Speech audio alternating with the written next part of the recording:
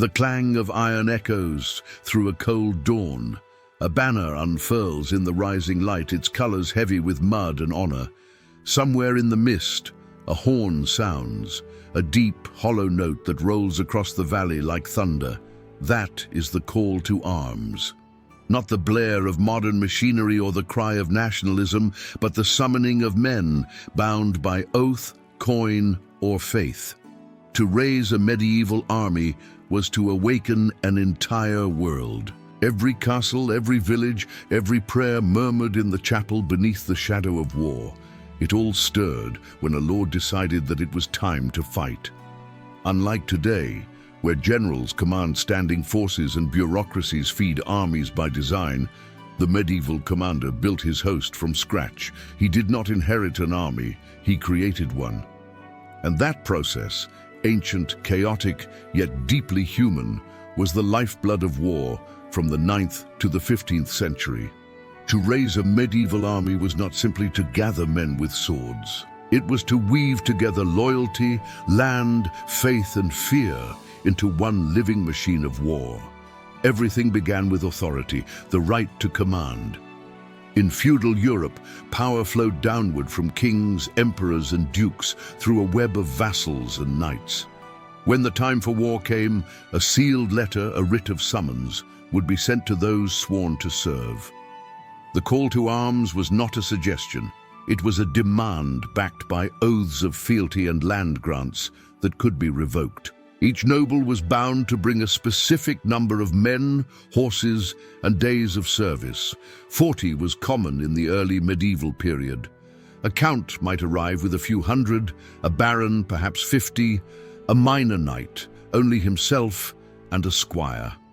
Yet when multiplied across a realm, this web of obligation could form armies tens of thousands strong. But paper commands did not move men. Persuasion did. A wise ruler knew when to promise plunder, when to invoke honor, and when to remind his lords of their sworn duty. In England, a king like Edward the Fiend would summon the shire levies under the commission of array, compelling free men to muster at a designated field. In France, the great magnates would bring their banners to the royal standard at Orleans or Paris. In the Holy Roman Empire, the Heerban, the ancient Germanic war summons, called every landholder with arms to the field. And in the Far East, Genghis Khan's riders needed no parchment decree. Their loyalty was written in conquest. When the Khan spoke, entire nations moved. Still, calling men to war was one thing. Getting them to arrive was another. Roads were rough, rivers unpredictable, and harvests never waited. Men torn from their fields could starve their families. To raise a medieval army was therefore to gamble with the economy of your realm. Every soldier taken from a plow was one less hand for the harvest. Thus, timing was everything. Campaigns often began in spring, when roads dried and fodder was plentiful. Armies rarely stayed long in the field, 40 days of feudal service before men began demanding pay. If the campaign dragged on, only those who fought for profit, glory, or faith remained. At the heart of any medieval army stood its core of professionals. These were the household knights and retainers of the Lord himself, men who lived for war. They trained year-round, their armor fitted like second skin, their loyalty bound by years of service. In the hall of a castle, these warriors feasted beside their master, discussing campaigns and conquests. When the horn sounded, they were the first to arm. Around them gathered squires and men-at-arms, archers, spearmen, and servants. For a great lord, this private army, his mesney, was both his pride and his weapon. And yet, even the wealthiest noble could not fight alone. To fill the ranks came the levies, peasants and townsmen compelled by law or custom to serve. Some carried spears fashioned from farm tools, others simple clubs or bows. They were untrained but numerous. Their presence transformed a lord's retinue from a company into an army. In England, the shire levies and the famous longbowmen formed the backbone of armies that humbled France. In France, the arrière-ban, the general summons, called all free men capable of bearing arms. And in the Byzantine Empire, farmers known as stratiotai were granted land in exchange for military service, creating a powerful rural militia system that could be summoned at will. To these were added the mercenaries, professional soldiers of fortune who fought for pay. Italians, Germans and Flemish crossbowmen, Gascon swordsmen, Breton cavalry or Catalan company veterans, each sold their skill to the highest bidder. A wise ruler used them carefully. Loyal only to coin, they could win a war or switch sides when the purse emptied. Yet their presence added precision to chaos. The condottieri of Renaissance Italy built entire empires on contract. The Swiss pikemen turned mercenary warfare into an art form. And in distant lands, the Islamic caliphates fielded the Ghilman and Mamluks. Slave soldiers raised from boyhood to serve their masters with absolute discipline and terrifying efficiency. Before any army marched, it had to be equipped. A knight's harness of plate or mail cost as much as a small village. His horse, a destrier, was bred and trained for years. Infantry needed spears, shields, helmets, padded gambesons and food. Every arrow had to be fletched, every wagon built. The lord's smithies worked day and night, repairing armor, hammering blades, shoeing horses. The logistics of war were as crucial as the fighting itself. Without food, the greatest host would starve before battle was even joined. To arm a medieval army meant commanding industries: iron from mines, leather from tanners, cloth for gambesons, wood for bows and carts. Great kings like Philip II of France or Edward III of England had entire departments devoted to military provisioning.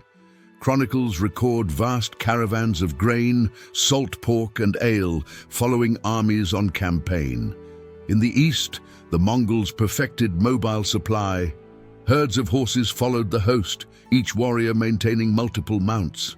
In the Islamic world, caravans of camels carried water and grain across deserts, ensuring armies could move swiftly where others perished. But equipping an army was only half the struggle. The human element, training, morale, discipline, was what separated victory from disaster.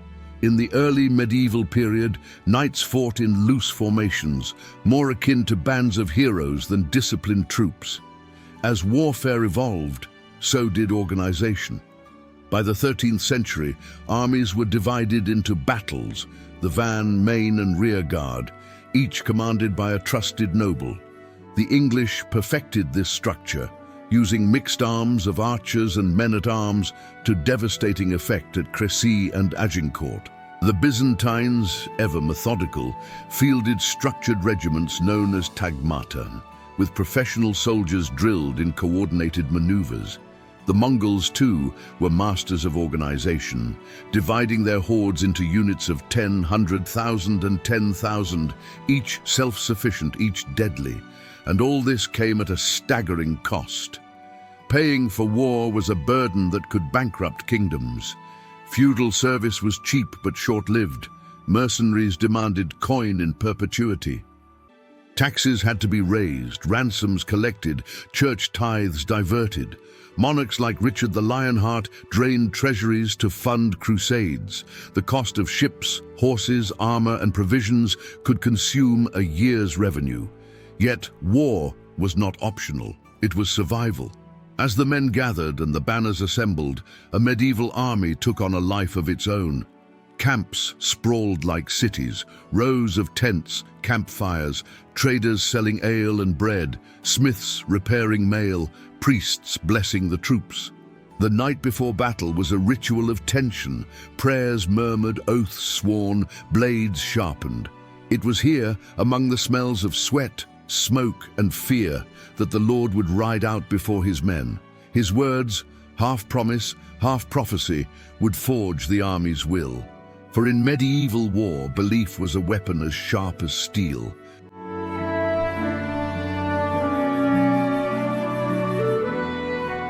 The banners ripple in the wind, and the sound of movement begins, a deep rhythmic thunder of boots and hooves. The army is born, but it is not yet alive. It must move, it must eat, it must endure. A medieval host was a breathing organism of chaos and hunger, and the first challenge of any commander was to keep it alive long enough to fight. For while modern generals rely on supply chains and logistics core, medieval lords relied on instinct, loyalty, and sheer willpower. The road to war was often a test greater than war itself. Men marched on muddy tracks that turned to rivers after rain, dragging wagons of grain, barrels of ale, bundles of arrows, and tents soaked through by the elements. Horses stumbled, wheels broke, tempers flared. Behind every knight rode a line of servants, squires, grooms, and cooks. Each noble household moved like a miniature army, bringing luxuries even to the battlefield. Wine, silver tableware, feathered bedding. Yet among them trudged barefoot peasants, raw conscripts with little more than a spear and a prayer.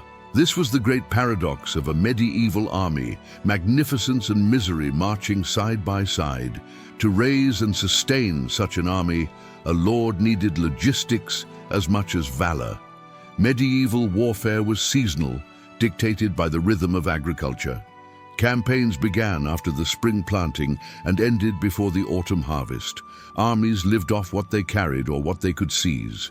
A clever commander planned routes near fertile regions, ensuring access to grain, cattle, and water. Others brought fleets of supply ships along the coast, as Edward III did during his invasion of Normandy in 1346. The Mongols, masters of mobility, solved this differently. Each warrior brought several horses, allowing him to ride one while the others grazed. They carried dried meat, fermented mare's milk, and even field mills for grain. Their army was self-contained, efficient, unstoppable. In Europe, foraging and plunder were inevitable. Armies consumed everything in their path, fields stripped bare, villages burned, livestock slaughtered. War was not only between armies, but upon the land itself. Chroniclers record entire provinces reduced to wasteland after a campaign. Yet from this devastation came survival. The host had to eat. Lords tried to restrain their men, but hunger and greed were stronger than law.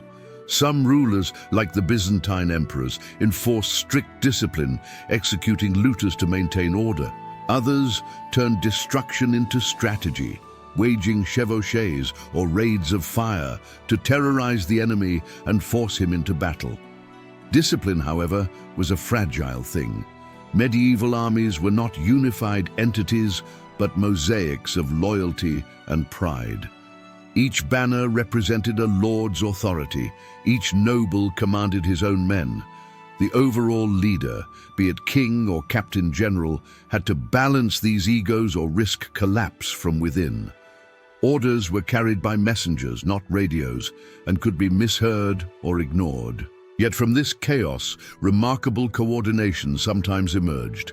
The English longbowmen at Agincourt stood shoulder to shoulder beside knights, a rare unity between noble and commoner. The Byzantine tagmata moved with precision that rivaled modern formations. The Mongol tumans executed feigned retreats and encirclements with clockwork perfection, guided by smoke signals and flags that stretched across miles of open steppe. Training shaped this discipline. While most European levies received little practice, knights drilled from boyhood. Their lives were forged by combat, tournaments, and the unending pursuit of martial skill. The code of chivalry may have been draped in romance, but beneath it was a brutal reality, endless readiness for war. In Islamic armies, training was institutionalized. The Mamluks, slave soldiers of Egypt, were trained in horsemanship, archery, and close combat from childhood, their lives governed by loyalty to the Sultan. The result was an elite corps that crushed Mongols at Ainjalut and ruled Egypt for centuries.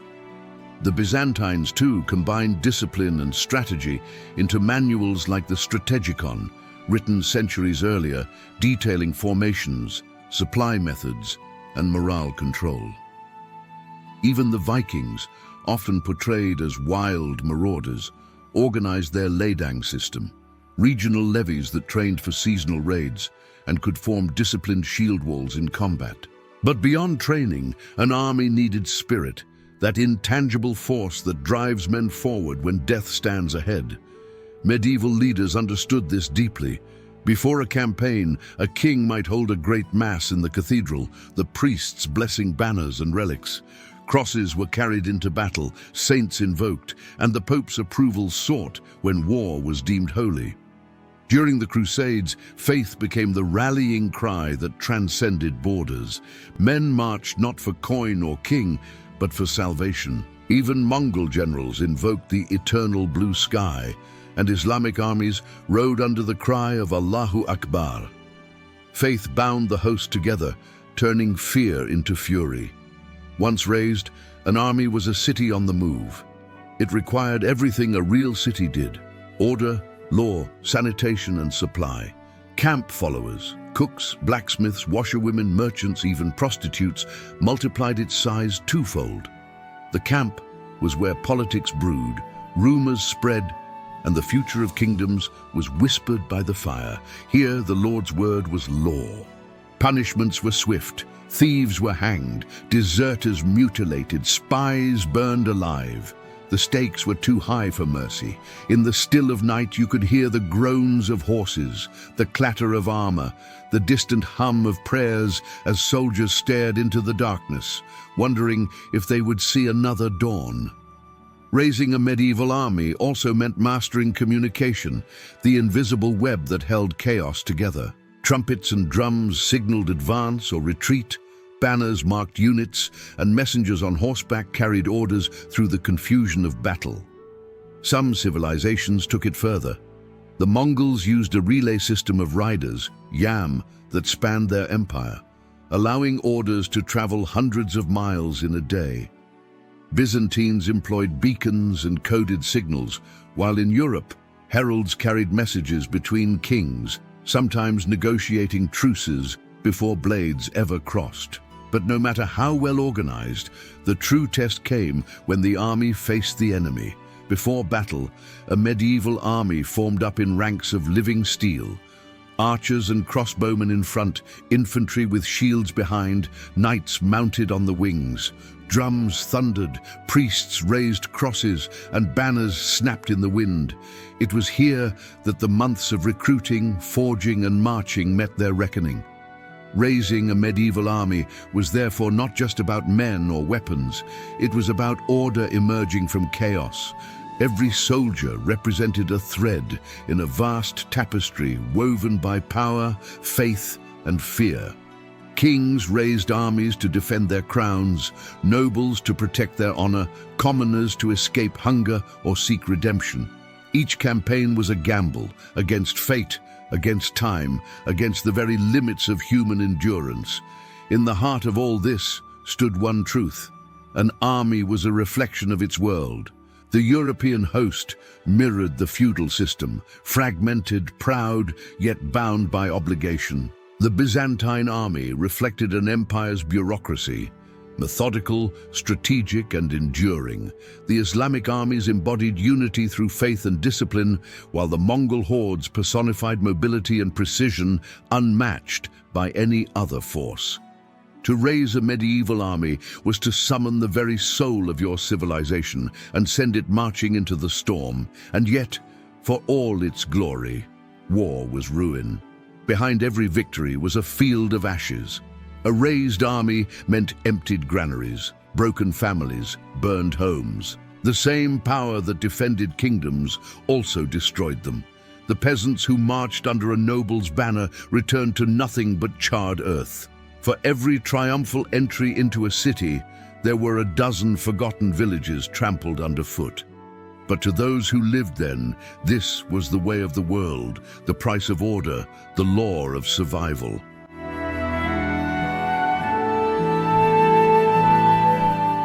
But raising an army was not only a matter of horses, armor, and oaths. It was a question of money, and in the medieval world, gold was the true blood that flowed through every campaign. As wars grew larger, rulers could no longer rely solely on the loyalty of their vassals. Kings like Edward I of England or Philip IV of France realized that to wage prolonged wars, such as those in Scotland or Flanders, they needed to pay their soldiers. Thus emerged the mercenaries, men who fought not for God or king, but for coin. From the free companies of France to the condottieri of Italy, these were professionals of death, hardened veterans who brought discipline, experience, and terror to the battlefield. They sold their swords to the highest bidder, and when not paid, they plundered and burned without remorse. Yet their presence changed everything, for now, war became not merely an obligation of feudal honor, but a profession, an economy unto itself. In Italy, the condottieri turned this trade into an art form. City-states like Florence, Venice, and Milan lacked the feudal base of knights and peasants that fueled northern Europe. Instead, they relied on contracts, condotte, signed agreements between generals and states. A condottiere would promise to raise a certain number of cavalry, archers, and footmen for a set period at a fixed price. Battles became calculated, cautious affairs, fought with strategy and negotiation rather than suicidal heroics.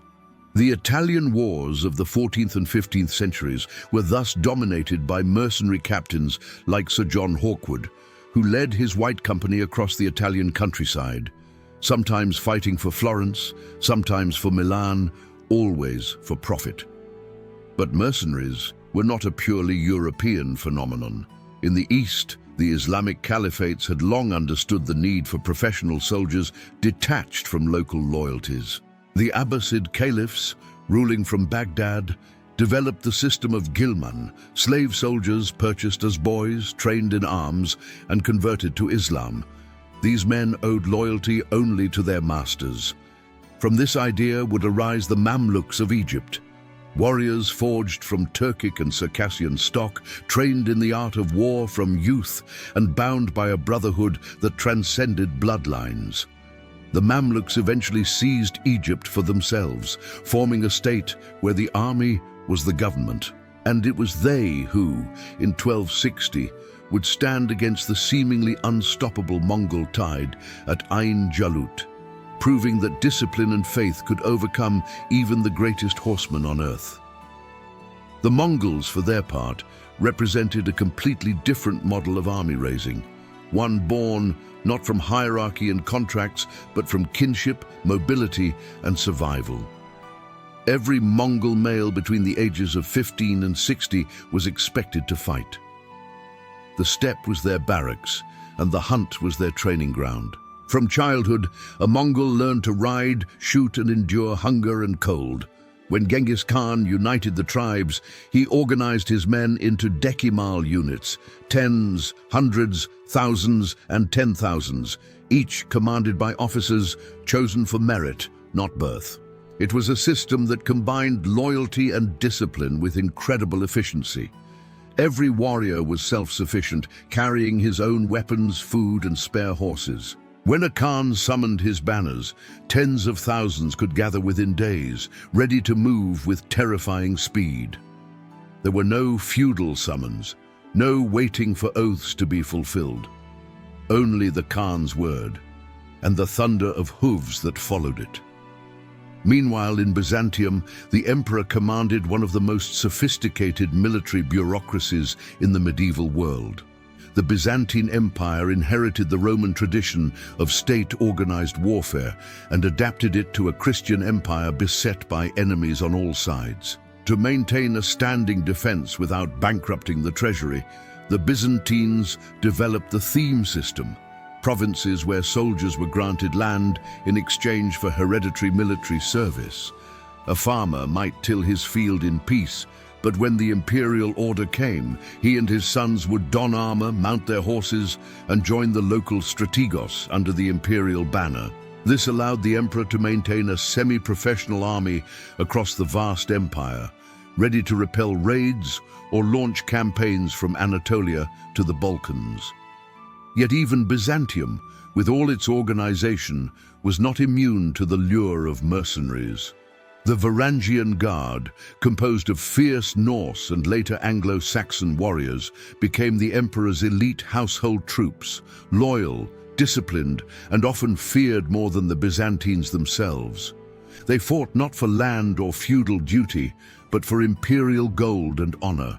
To see the axe-bearing Varangians stand beside the glittering cataphracts was to witness the fusion of North and East, a testament to how interconnected the medieval world truly was. Back in Western Europe, as kingdoms grew richer and conflicts stretched for decades, rulers began to professionalize their armies even further. During the 100 Years' War, England pioneered the use of the longbow, a weapon that transformed the battlefield. To raise an army capable of deploying thousands of skilled archers required years of preparation. Laws were passed mandating archery practice every Sunday. Boys grew up with the bow in their hands, their muscles shaped by it, their accuracy deadly. When war came, England could summon not just nobles and knights, but waves of trained yeomen whose arrows darkened the sky at Crécy, Poitiers, and Agincourt. France, in turn, learned to adapt, creating the Compagnies d'Ordonnance, the first standing cavalry units under direct royal control, marking the slow death of feudal levies. Raising an army in medieval times was thus an act of political will as much as logistical skill. To gather thousands of men meant organizing supply chains, securing funding, and invoking ideology. The church played its part as well. The Crusades were perhaps the greatest mobilization of the medieval age, not by kings, but by faith. When Pope Urban II called for the First Crusade in 1095, he did not command an army, he inspired one. From the poorest peasants to the greatest lords, men took up the cross and marched east, bound by a promise of salvation rather than a feudal contract. Raising a medieval army could take months of feudal bureaucracy, but the word of the Pope summoned tens of thousands within weeks. And yet, as the Crusades showed, armies built on faith were as fragile as those built on coin.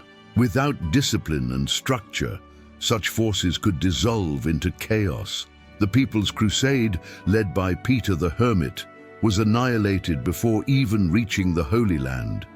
It was only when nobles like Bohemond of Taranto and Godfrey of Bouillon took command that the crusading host became an organized force capable of sieging cities and waging real war. The lesson was clear. No matter how an army was raised, through oaths, pay, or faith, it required leadership, supply, and unity to survive. But as time moved forward, the methods of recruitment evolved alongside the politics of power. By the 14th and 15th centuries, rulers like Charles VII of France and Henry V of England realized that temporary levies were no longer enough. Warfare had become a permanent institution, and so too must armies. Standing forces began to appear, small but professional, funded by increasingly efficient systems of taxation. Gunpowder, once a novelty, demanded new specialists and equipment, meaning wars now required artisans, engineers, and quartermasters as much as soldiers. To raise a medieval army in the late Middle Ages was to raise an entire machine, one that consumed gold, iron, and human will in equal measure.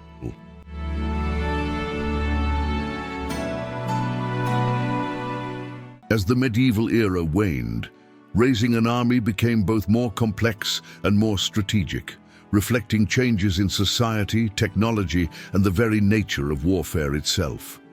Kings and emperors no longer relied solely on feudal obligation or temporary levies. The art of war required careful planning, financial acumen, and an understanding of emerging military science. From the smoke-choked fields of France to the deserts of the Middle East and the endless steppes of Mongolia, rulers learned that armies were not just collections of men, but living machines, delicate, expensive, and terrifyingly effective.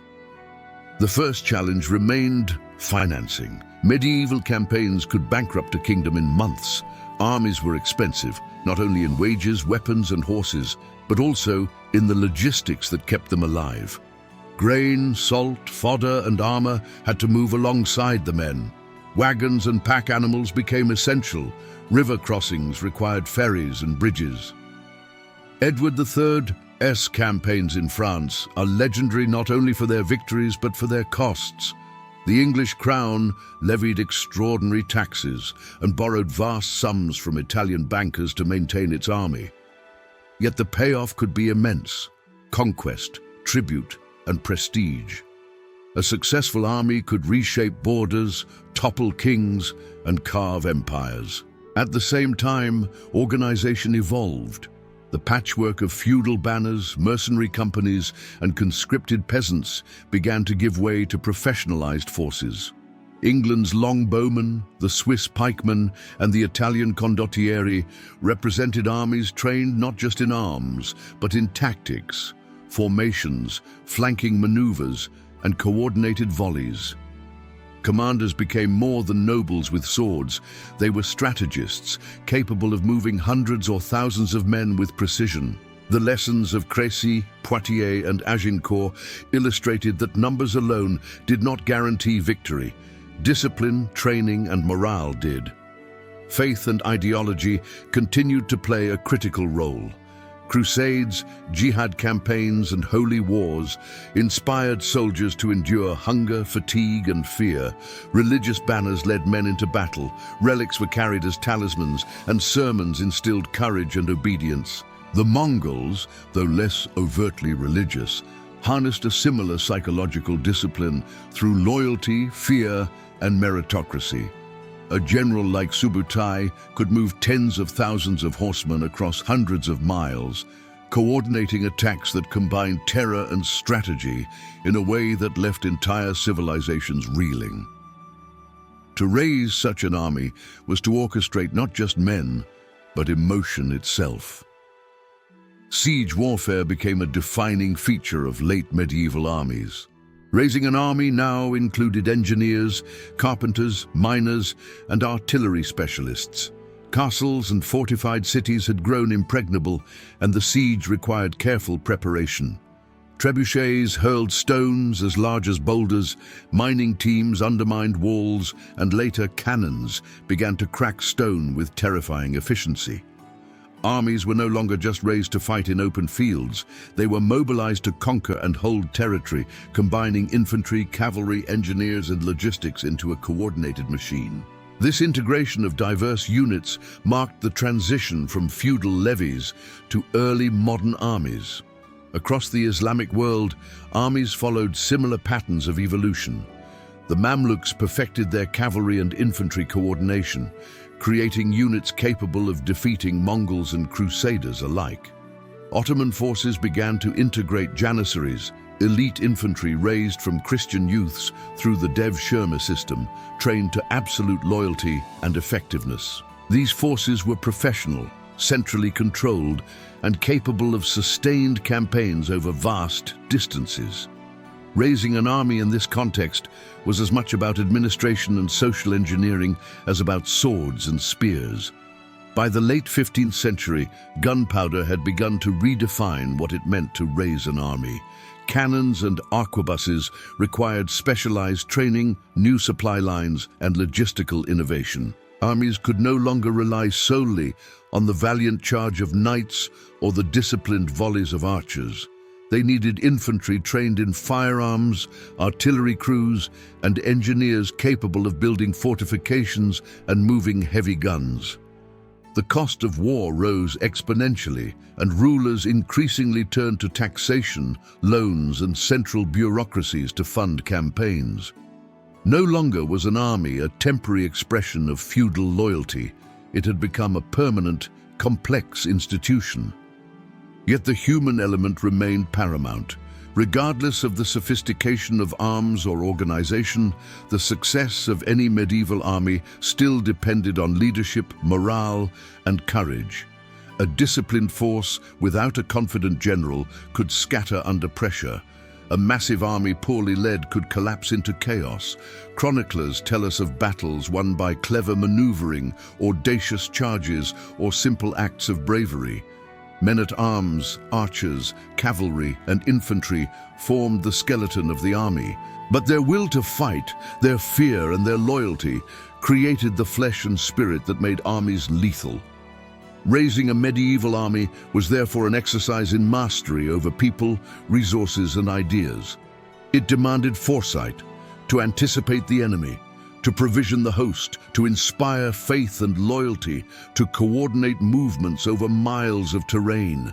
It demanded skill in forging weapons, training soldiers, and commanding in the heat of battle. And it demanded ruthlessness to punish disobedience, to enforce discipline, and to ensure survival against enemies who would exploit any weakness. The medieval army was more than the sum of its parts. It was the living embodiment of a society's values, its wealth, its ingenuity, and its fears. By the end of the Middle Ages, armies were evolving into the first true professional forces. The feudal levy became supplemented, then replaced by paid soldiers, standing troops, and specialized units. Gunpowder and artillery transformed tactics. Logistics became a science. Commanders studied manuals, engineers built bridges and siege machines, and armies could operate across greater distances for longer campaigns. Yet despite these innovations, the principles remained the same as they had been for centuries. An army is raised not only with men, horses, and weapons, but with authority, organization, and the indomitable spirit of those who march under the banners of war. The story of raising a medieval army is, ultimately, a story of civilization itself. It is a reflection of how societies organized themselves, balanced loyalty and ambition, and harnessed human energy to confront rivals. From the feudal levies of France to the disciplined Mamluks of Egypt, from the logistical genius of the Byzantines to the unstoppable Mongol hordes, raising an army was both an art and a science. It demanded imagination, ruthlessness, and faith in the impossible. And when the banners were raised, the horns sounded, and the march began, the world itself seemed to hold its breath. For an army is not merely a tool of war, but a mirror of the society that raised it, capable of creation, destruction, and legend. To understand how medieval armies were raised is to understand the heartbeat of an age, a world of knights and khans, kings and caliphs, banners and battlefields, where courage and cunning shape the destiny of nations. It is to see history not as a series of battles, but as the grand orchestration of human ambition, loyalty, and ingenuity. Every army raised, every march begun, every siege undertaken, tells the story of people who built civilizations with their swords, and who, through the blood and sweat of war, shaped the medieval world in ways that echo to this very day.